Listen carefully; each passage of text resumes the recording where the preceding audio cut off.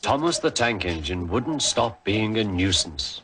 Night after night, he kept the other engines awake. I'm tired of pushing coaches. I want to see the world. The other engines didn't take much notice, for Thomas was a little engine with a long tongue.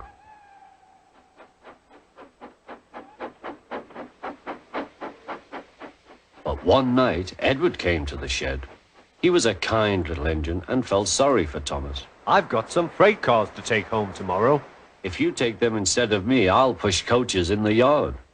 Thank you, said Thomas. That will be nice. Next morning, Edward and Thomas asked their drivers, and when they said yes, Thomas ran off happily to find freight cars.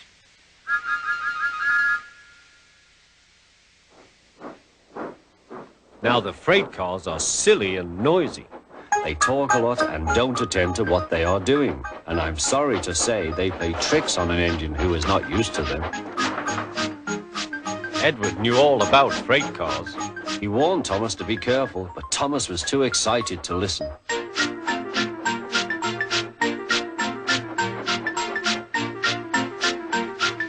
The shunter fastened the coupling, and when the signal dropped, Thomas was ready. The conductor blew his whistle. Peep, peep, answered Thomas and started off. But the freight cars weren't ready. Oh, oh, oh, they screamed. Wait, Thomas, wait. But Thomas wouldn't wait. Come on, he puffed.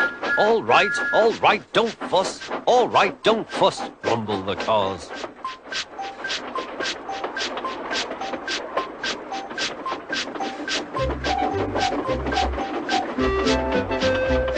Thomas began going faster and faster.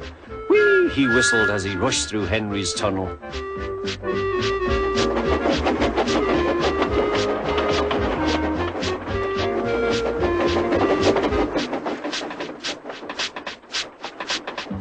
Hurry, hurry, called Thomas. He was feeling very proud of himself. But the cars grew crosser and crosser.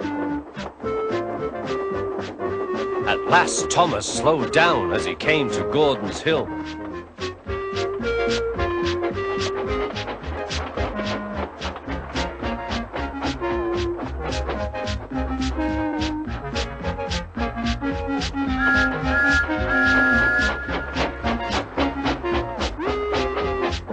Steady now, steady, warned the driver as they reached the top. He began to put on the brakes. We're stopping, called Thomas. No, no, no, answered the cars, bumping into each other. Go on, go on.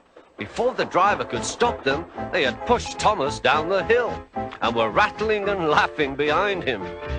Poor Thomas tried hard to stop them from making him go too fast. Stop pushing, he hissed. But the cars took no notice. Go on, they giggled in their silly way.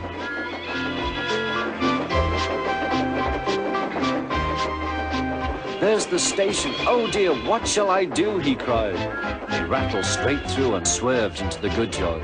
Thomas shut his eyes. I must stop. When he opened his eyes, he saw he had stopped just in front of the buffers. There, watching him, was the Topham Hatt. What are you doing here, Thomas? He asked. I've brought Edward's freight cars, Thomas answered. Why did you come so fast? I didn't mean to. I was pushed, said Thomas. You've got a lot to learn about freight cars, Thomas. After pushing them about here for a few weeks, you'll know almost as much about them as Edward. Then you'll be a really useful engine.